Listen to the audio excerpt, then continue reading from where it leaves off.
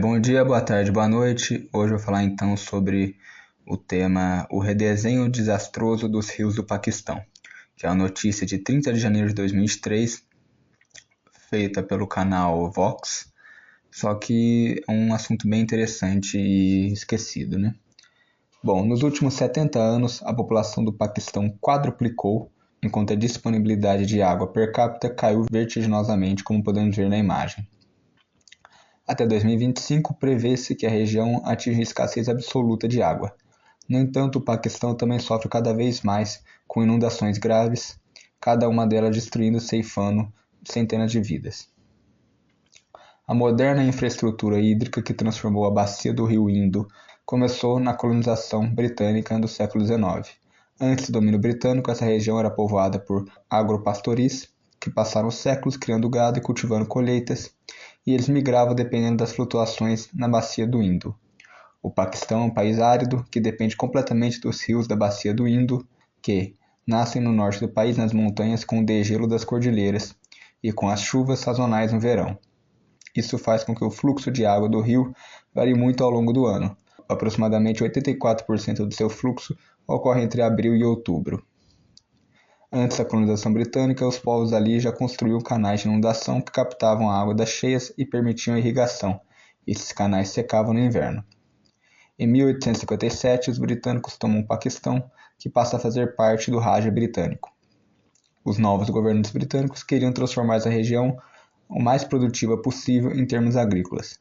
Eles começaram a construir uma rede muito maior de canais, não apenas para captar as águas das cheias, mas para irrigar o ano inteiro e alargar o alcance das águas dos rios. Essa água irrigaria culturas comerciais como trigo e algodão até 160 km da nascente do rio.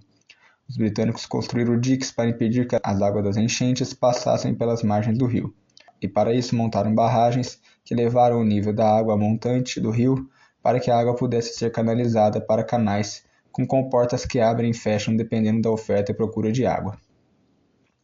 A conclusão da barragem Lloyd em 1932 é emblemática. Hoje é chamada Barragem Sukur e fica às margens do rio Indo, na província de Sindh. Só esse projeto criou canais que irrigam cerca de 8 milhões de acres de terra. A coroa britânica transferiu agricultores para terrenos agrícolas ao longo dos canais e destruiu as zonas úmidas, as florestas, a biodiversidade que existiu antes. Isso também foi um experimento de engenharia social, pois no final do canal, com menos acesso à água, os britânicos concederam terras aos agropastoris. Nas cabeceiras dos canais, com melhor acesso à água, eles concederam propriedades a pessoas que favoreciam a coroa britânica, muitas vezes ex-militares. Eles então capacitaram essas elites locais para cobrar aluguéis e impostos. Em 1947, com o fim do domínio britânico no subcontinente indiano, o sistema de canais tinha se transformado numa grande rede que transformou cerca de 26 milhões de acres de terra na bacia em terras agrícolas. O rio Indo e seus afluentes foram desviados para uma vasta rede de canais. Depois que o Paquistão ficou independente em 1947, o governo continuou essa tendência, adicionando 18 novas grandes barragens e ligações de canais entre 1960 e 1990.